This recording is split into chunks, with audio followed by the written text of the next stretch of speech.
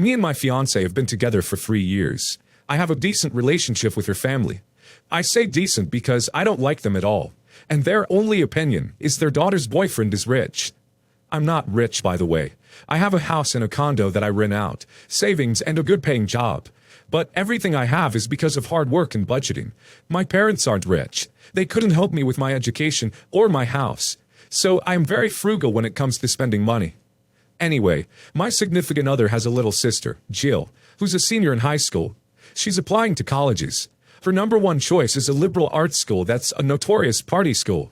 This checks out because Jill thinks she is a IG celebrity, and she documents every minute detail of her life. She frequents my poll and posts about it on her IG with super pretentious and misleading hashtags. She somehow got it into her head that I'd be okay with footing the bill for her school. When I told her this would not be the case, she threw a fit, accused me of not caring about family and stormed out. Her parents are not pressuring me to contribute to her education, saying family helps each other out, going on about investing in her future. I am deeply skeptical about value of college education, but I am 100% of the opinion that one should have a college degree.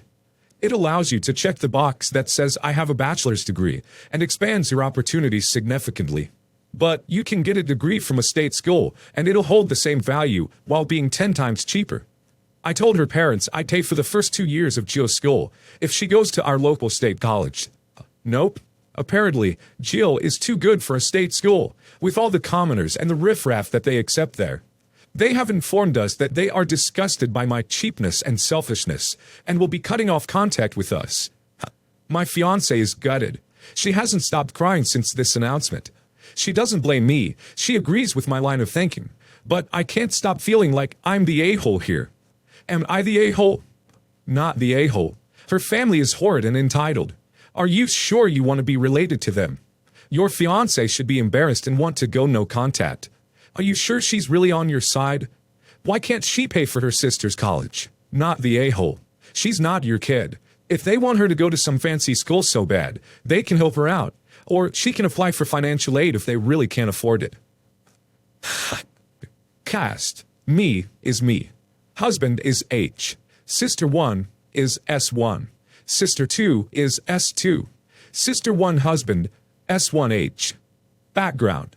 Back in 2013 when husband and I had just started dating, he told me of a promise he had made to Sister 1 and Sister 2 about a year or so prior to me meeting him. He promised that when Sister 1 and Sister 2 had graduated from college, he would pay for all of them to go on a trip to Japan together. Why? Well, husband is a very kind and generous individual. He had just graduated from college with a degree as a computer programmer, and he wanted to do something special for his sisters that would create some lasting memories for all of them. Fast forward and it's 2016. Husband and I just got married and purchased a home together. We're going over the finances, and that's when I hit husband with a piece of reality. When he made the promise to Sister 1 and Sister 2, he had no idea what the actual cost of a trip like this would be for the 4 of us. He had assumed it would cost maybe 3 to 5K. Where he got that idea, I do not know. But when I revealed to husband the reality of the cost, he realized that we were going to have to postpone the trip for a bit. Sister 2 was graduating high school that year, but we didn't have enough funds saved to go on the trip, as well as ensure we still had funds left in savings for emergencies should they arise. We were not comfortable spending every dime we had to make this trip happen just then. Reasonably, we wanted to have a buffer in savings to fall back on should something come up. Car repair, house repair, medical issues, etc. We sat down with Sister 1 and Sister 2 and went over this information with them. They were disappointed and begrudgingly agreed to wait till we could save the funds. In order to save the money during this time, husband and I had to make a number of compromises and sacrifices, the biggest of which was waiting on starting our own family. He wanted to have children, but as you know, children are expensive.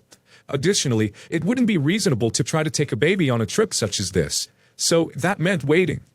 Fast forward again, and it's the fall of 2018. After saving for 2 more additional years, we finally had enough money to make the trip a reality. When we announced to Sister 1 and Sister 2 we can finally go on the trip, they aren't as excited as we thought they would be. Instead, their reaction is more of an impatient, well, it's about time than anything else. During the 2 years we were saving, Sister 1 had gotten married, and she wanted Sister 1's husband to go on the trip with us. We agreed, as long as he was willing to pay his way for the trip. They agreed. So, on Thanksgiving 2018, we find some great deals on airfare and buy the plane tickets to go to Japan in May of 2019. We picked May because, for those of you who are unaware, that is when the cherry blossom trees are in bloom. And that is one thing that husband and I really wanted to see. Now that we had the plane tickets, it was time to plan out the trip. When we tried to engage Sister 1 and Sister 2 in where they wanted to go, and what they wanted to do, we were stonewalled. They had absolutely no opinions whatsoever. They've wanted to go on this trip for years, and they couldn't tell us one place they wanted to go. We were so confused. After some nagging to have them tell us at least one place they wanted to visit, we finally got two answers: Mount Fuji, and some random restaurant that had something to do with samurai. With no other input, hubby and I put in hours, and I do mean hours of research into destinations to visit, places to stay, transportation, communication, the works. We planned out all the logistics. Let me tell you, if you have never planned a trip for 2 weeks in a foreign country, it is a lot of work. Finally, it's getting closer to May, and we have asked Sister 1's husband, to do two things to prepare: get their passports and contact their wireless provider so they can unlock their cell phones to accept an international SIM card. They get the passports done just fine. But for the cell phones, OMG! You would think we were asking them to move the earth and sun. I'm not kidding when I say we were waiting in the airport for the flight, and they still did not get this done. We had to make the calls for them to unlock their phones in order to receive the SIM cards for Japan. Did they thank us for this? Nope. Not a good way to start the trip. Side note, one thing that is awesome for travelers in Japan is you can purchase a temporary cell phone to use your phone there, anywhere in Japan, for a very reasonable price. F you, America, and your stupid expensive for no reason cell plans. Anyway, we finally get to Japan and things start going downhill quickly. I'm just going to summarize the negative events that happened while we were there. Sister 1 and Sister 2 were grumpy, short, and altogether hostile towards us. They didn't like how long the travel was on the plane to Japan, and the rides on the trains to our first destination. They don't understand why they can't sleep till noon every day. The notion that we are visiting a foreign land and we most likely will not have the privilege of visiting again seems lost on them. We are told we are being rude when we tell Sister 1's husband how much he owes us for certain things after we pay for them, dinner, train tickets, etc., and that we are making him feel unwelcome. This in particular is ridiculous because, 1, we never charge him the full amount. We've been discounting things for him the entire time because we know being a newly married couple is hard and we don't want to put too much financial strain on him. 2, my husband literally gave Sister 1's husband the jacket off his back when Sister 1's husband was cold and forgot to bring a jacket on the trip. And finally 3, we purposefully planned destinations to places we knew Sister 1's husband would specifically like as a surprise. Sister 2 told us that we were acting like this trip was a big thing, and that she didn't feel like she should have to feel grateful for the trip. Pretty much literally telling us they were entitled to this trip, and therefore should not have to feel thankful for it at all. At one point, we got fed up trying to do things with them, and we decided to go off to places on our own. Husband and I went to a lot of the places we planned out while Sister 1 and Sister 2 kind of did their own things together. This really made my husband sad and depressed. He wanted to make some great memories together, but it just wasn't happening. Happily, though, husband and I were able to make some memories together with each other. I asked Sister 1 and Sister 2 to please just do something, anything to thank their brother and show some sort of love and appreciation. They said they would, and then didn't. When leaving, we asked Sister 1 and Sister 2 to please watch our luggage for us for a moment while we run to the restroom. They leave our luggage and go off and do something. Luckily, no one stole anything. Got mad at us when they spent all the money we gave them, over $800 each, to pay for food for themselves for the 2 weeks there, and couldn't understand why we weren't willing to give them more, forcing them to use their own money to buy food. There were a lot of other things that happened, but those are the most significant that I can remember at this time. All in all, Sister 1 and Sister 2 ruined the trip with their constant entitled behavior. Husband and I do have some good memories of the trip, but most of it was ruined by them.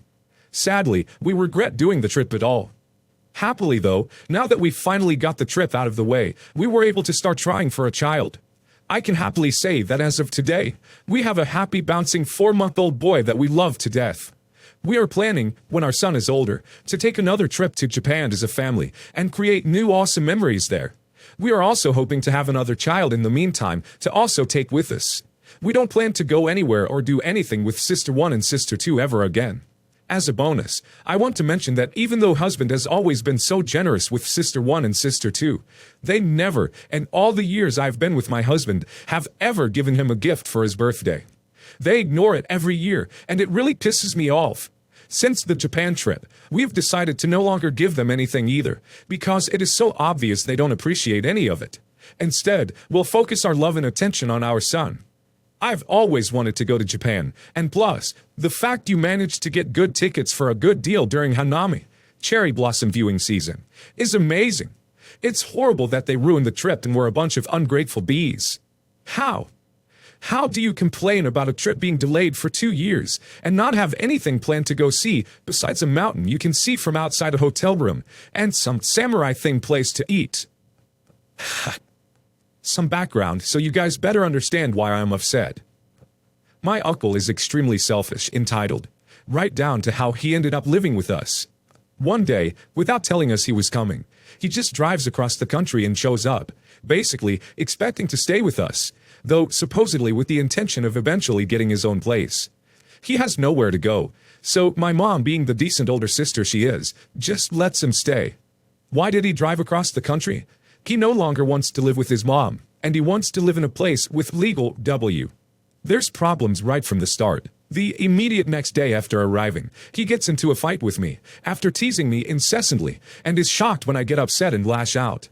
He then places all the blame on me, even though he, the grown man in his 40s, started crap. Yet he played the victim. My mom, who didn't actually see or hear what happened, gets upset with me after I admit I did lash out.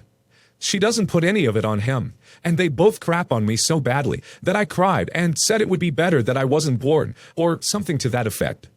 They had me feeling awful, like I was the scum of the earth. His part in the matter was completely ignored, even though it takes two to tango. And yes, like then, I still admit I shouldn't have lashed out. Still, I wasn't the only one in the wrong, right? This was basically the first sign of things to come. So, at first he helps buy food.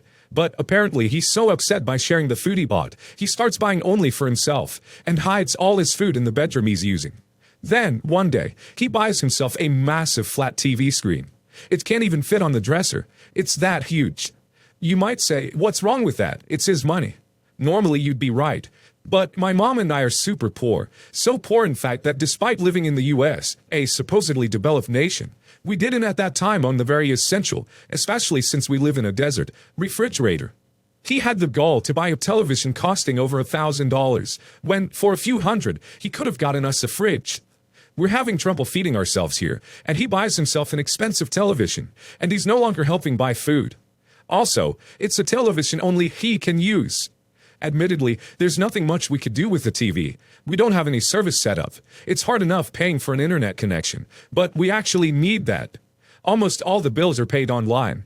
Anyways, even when we finally got a fridge, it wasn't because we finally came into a little cash. It was because Mom's work knew she didn't have one, and actually gifted a refrigerator to us. I think it was either free, or more likely, they let her make payments. Either way, after several months without a fridge, we finally got one. Could have been sooner, but entitled uncle got to have his fancy big TV. One time, I believe this was still when we didn't have a fridge, he, probably, stole the grocery money. When Mom couldn't find it, she of course asked us about it. I was surprised because a lot of money seemingly walked away, and I helped her look for it, but nothing came up. My mom asked my uncle, and apparently he immediately tried to set me up, suggesting I might have stole it. Thankfully, my mom didn't buy his bowl this time, and actually told me what he tried to do, and told me that she believes he took it. She suggested that he probably spent our money on W. There's also the thing with his dog, but I won't fully go into that. Short of it, he didn't let us know how dangerous an animal it was, and even brought it into our house. It attacked both my cat and our dog. My uncle refused so much to get rid of the dog, even though it attacked him too. My mom eventually started the process of eviction before he finally caved. There's probably other things that I'm not thinking of right now. Incidentally, my mom's told me different stories from when they were kids. Example, One time she fell down the basement stairs and really hurt herself. She couldn't get up, and it was just her and my uncle at home. She called for help for a long time before he finally showed up at the top of the stairs. He apparently looked at her and told her she'd manage or something like that, and then left her there. So finally to the present. Yesterday was my birthday. We're still poor, so I didn't really get anything like a wrapped present, but my mom bought me a birthday pizza from Domino's. We almost never get Domino's, because for us it's pretty expensive. This is the only present I received. Like, I didn't even have birthday socks, just Domino's. I, of course, am not about to eat all that by myself, so I shared it with Mom. Cool, no prob. Today, I come out to get some more of my birthday pizza, and lo and behold, half the pizza is missing. I'm surprised. Mom usually doesn't eat so much, nor so quickly, and I expressed this surprise to my mom. Wow, you must have been really hungry, Mom. Half the pizza is gone. My mom shows confusion. She didn't eat that pizza, so has to be my uncle. I'm immediately pissed. I'm not anti-sharing, okay? It's the principle of the matter. This man never shares. He brings pizza back all the time. We never get any. He eats the entire boxes, by himself. Yet he comes and steals away half of the only birthday present I've gotten. He didn't give me a thing. Not even a card. He didn't even tell me happy birthday. And on top of all this stuff over time, OMG, it's no wonder I'm pissed. My mom doesn't want an argument or anything to start, and I consider myself a fairly decent and filial child, so I'm just stewing a bit. I haven't said anything to my uncle about his inconsiderate BS. He could have at least asked. I probably would have let him have a slice, even though he'd never do the same. It's just pizza after all. Still, my only present. No consideration. Utter entitled selfishness. You can bet if I brought it up to him, he wouldn't even see that he did anything wrong. He's that kind of person. Anyway, I just wanted to vent a little. While he is out, take all of his stuff, except the TV, and put it on the lawn, right out by the street, and then change the locks. Then sell the TV, and use the money for things you need.